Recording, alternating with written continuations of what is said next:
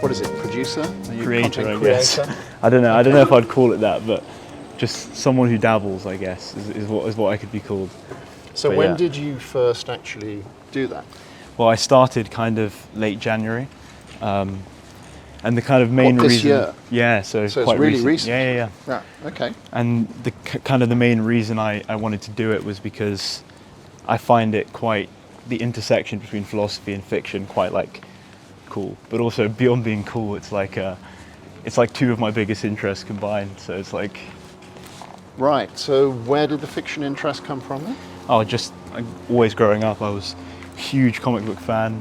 Always watched like the MCU, DC films, the whole lot, you know. But it's not limited to superheroes. There's other things, you know, like the Harry Potter verse, things like that, Lord of the Rings, all sorts of different fictional things. Even video games, like I kind of like it all.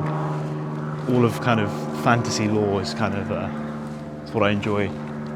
All right. Yeah. So, but it wasn't until January that you saw a connection between that interest and philosophical Oh no, issues? definitely a lot before that. Uh-huh. It was probably actually before university when I was kind of deciding what to apply to. I was stumbling into different moral problems. So not even about fiction, like the trolley problem got me really excited about studying philosophy here, especially ethics. Right. But also the actual, like specifically, not to get too into the details, but the Batman no-kill rule was what really, like, that was probably my favorite moral problem, like in my late teens, just looking at that. So I think that was kind of when I found out the interest is during the university application process. But then okay. I only had a desire to film it when I realized just how much I was talking to people about it. And then I was like, I think if I was some random person scrolling, I'd want to see it as well. So I was like, why not? Shall we go get a drink?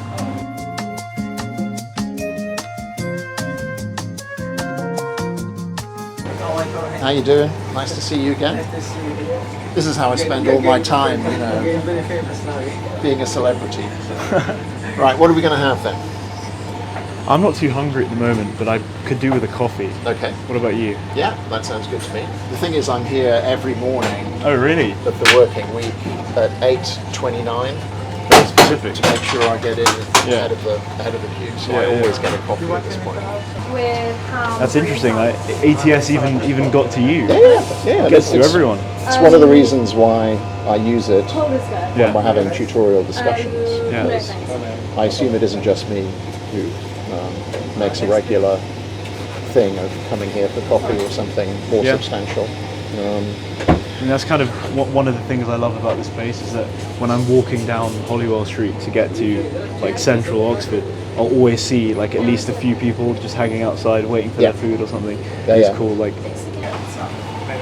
it's a really popular little spot. This. Thank you so much. Great. Thanks a lot. See you tomorrow, probably. Thank you.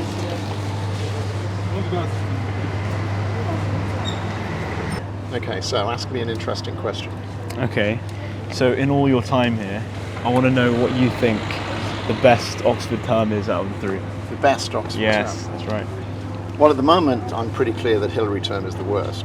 Oh, why is that? It's Pretty clear stance. It's been so incredibly busy Okay. this time around. And I don't know whether I'm just getting older or whether academic life is getting a bit more burdensome. Yeah. But it's been really busy. Yeah. I think actually it's probably summer term. Yeah, Trinity. And, you know, at least for second years, summer term is a good one. Especially us. Yeah. No, you really need to make the most of that. Time passes very quickly here, and you only get one summer when you don't have to do exams that are going to count. So you definitely need to make the most of that. Yeah. I mean, it's not quite so good for us on the other side because we have to draft the exam papers and then mark the things from this year's finalists and indeed this year's prelims people. So I guess you we never get a break. summer off. Yeah. But you guys do, and you really should. And my favourite thing about Trinity is that we have grass tennis courts that only get brought out with the nets on in Trinity. Right. So playing there, especially this summer without any exams, will just be insane. Because I have a really good memory from after our exams in week 9, because our politics paper was the last one, and then me and a friend spent like 5 straight hours on the tennis courts, and it was like 31 degrees. We were obviously dehydrated and probably shouldn't have been out there, but it was kind of, it felt like like a logical follow-on from exams. Like it just felt properly right. cathartic. Yeah. I guess rowing sometimes works that way, but I never went anywhere near a rowing boat. Oh. It sounds like a terrible idea. Rowing was great as well in summer. Summer 8s is obviously in Trinity, which is really fun because like thousands of students come out to the boathouse to watch. It's good. It's very good. So are you thinking about philosophy option papers? I mean, no matter what, I'm definitely taking the theory of politics paper because that was easily my favourite from first year. Right. Mainly because of how, like, it is quite philosophical as a paper.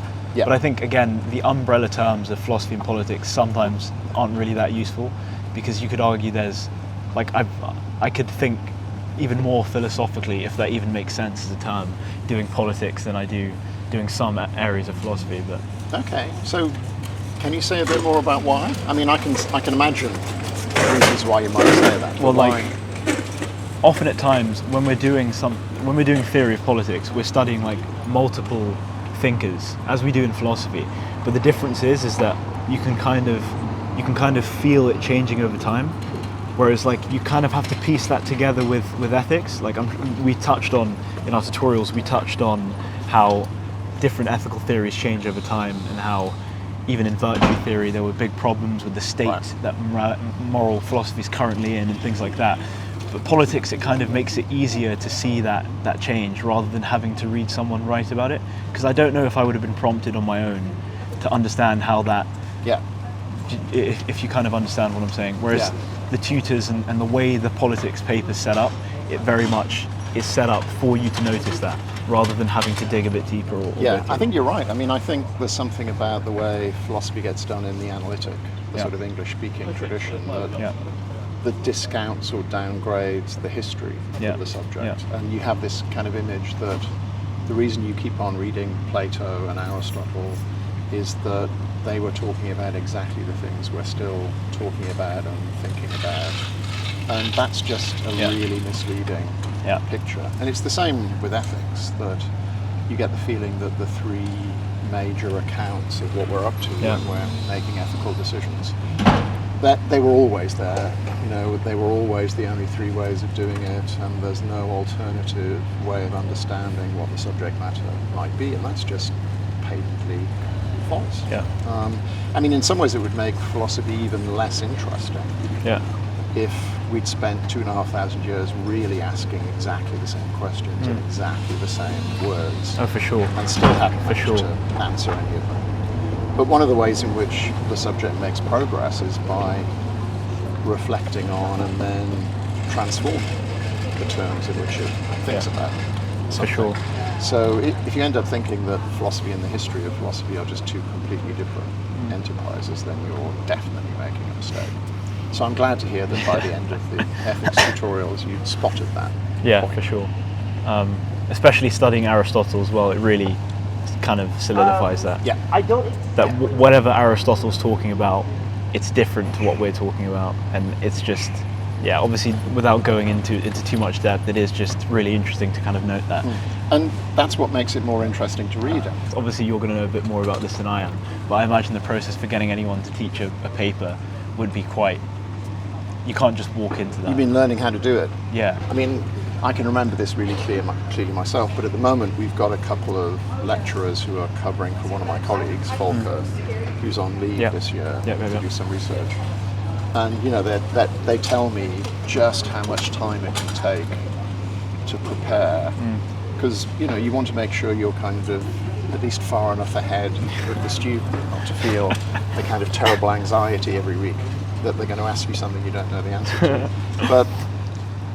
But that's partly a misunderstanding of what the philosophy tutorial is about anyway, because it's not like my job is to provide the correct answer to these questions, because there just isn't a single correct answer. The job is to kind of encourage people to work out ideas they might want to try as answers to these questions, and work out the implications of answering them one way or another, and more generally just trying to encourage them to think a bit harder and a bit more Yeah. clearly about the topic. And I think actually you do learn quite quickly. The way Oxford is set up academically, it tries really hard to disabuse you of the idea that any Yeah. one of your tutors or any one of the members of the philosophy faculty have all the answers. Tell you what the right thing to think is about things, because the person who teaches you the tutorials and the person who gives lectures at university level on the topic and the person who sets the exam paper and marks the exam paper, they're all in principle different people. So True. it's not going to serve you very well Yeah. to do well in the exams if that's your only concern, to try and give the answers that you think any one of these people want, because it's not going to That's a huge carry any problem weight. that students have in general, I think, is like who's marking it basically. Yeah. Yeah. And it's part of the reason why I still get students to read out essays. Yeah. Don't mark them in advance, although a lot of people do, because I think it just gives them the wrong message. That the tutorial is there to give you feedback on your essay and give you a mark, when the only reason I really want people to write essays is that it forces them to pull their thoughts together sufficiently to start a conversation. And I'm much more interested in the conversation than that being kind of lively and productive. Again, it's one of the things you might assume when you start teaching, that there's a checklist of things they all need to know by the end of the hour. And I did start that way. I think most people probably do, but I kind of very quickly realised that was just a straitjacket. It stopped the conversation from going off naturally in the direction that most interested the people in the conversation. That's a really interesting point from your perspective, because literally in like last term in ethics, we sometimes we sit at lunch after a tutorial and we'll discuss we'll basically discuss how it went and like what we talked about. So after like everyone's had a tute, we'll discuss and we'll put on our philosophy hats and think we're now enlightened. But then essentially we always kind of have different things we were told in the tutorial, which is like really interesting, because I don't know, that wasn't something I expected. Like I thought it would be like quite structured, or not that it's not structured, but you know what I mean, it kind of has its own flow. Well, that kind of structure you might get in a lecture course. And it's kind of useful to have it. But it's not the point of the tutorial teaching system. The assumption is that you're hardworking enough and talented enough to do the reading, and then you come in to talk about that and to work out good ways and bad ways to think about it and articulate it and criticize it. And I know this is immensely frustrating to students, but one of the assumptions that they often make is that they need to know what I think about any of these topics. And I quite enjoy actually systematically refusing to meet that expectation. But if you do, then you just create the wrong dynamic for what's going on. I'm not there because I know the answers to all these questions. I'm just there because I've spent quite a lot of time thinking about them and reading about them. And that means it's easier for me to help other people to think about them and read about them. But, I don't have that kind of authority. And philosophy would be a completely different subject if I did. And in some ways much less interesting. Shall we make a move? Tennis. Oh, nice.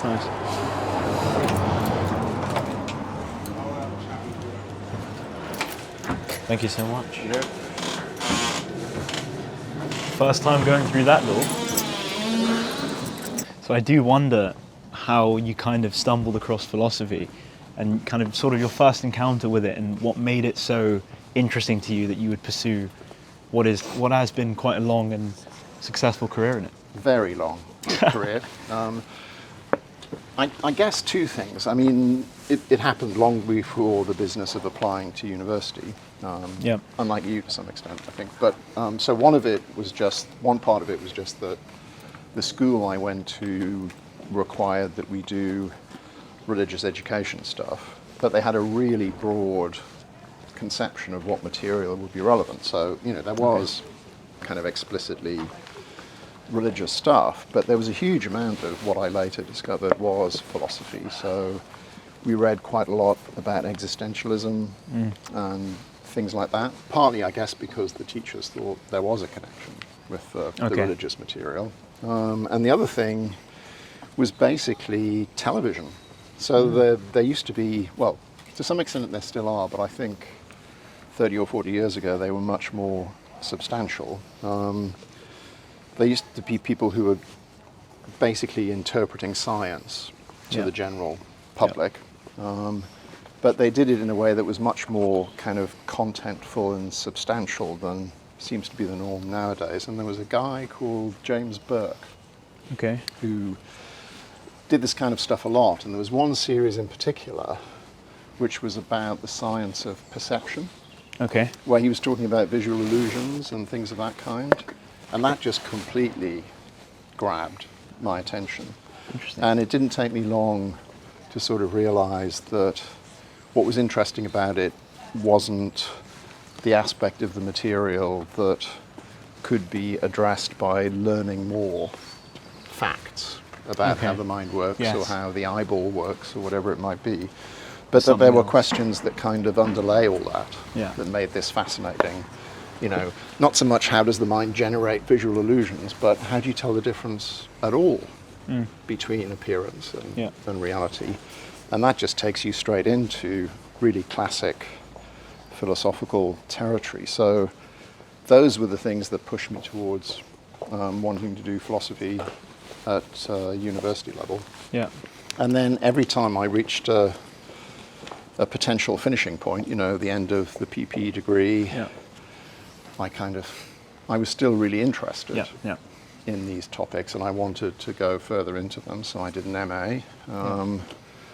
And then at the end of that, I still felt I wanted to do a bit more, so I came back and did a PhD here.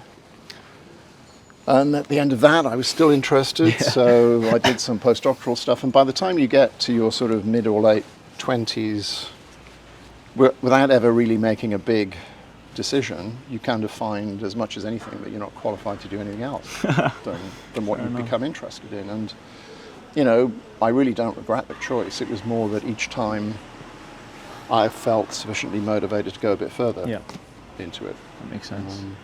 And then, you know, 40 years later, here I find myself.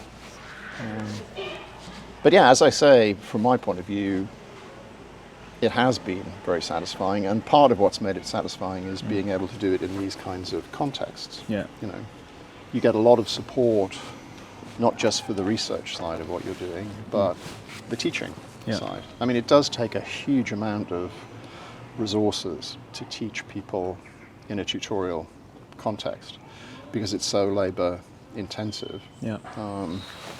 And it's one of the good uses that Oxford colleges put their money to fund that. And you know, in terms of the fees that get charged, I think we probably get about half of what it costs to educate a student through a tutorial teaching system.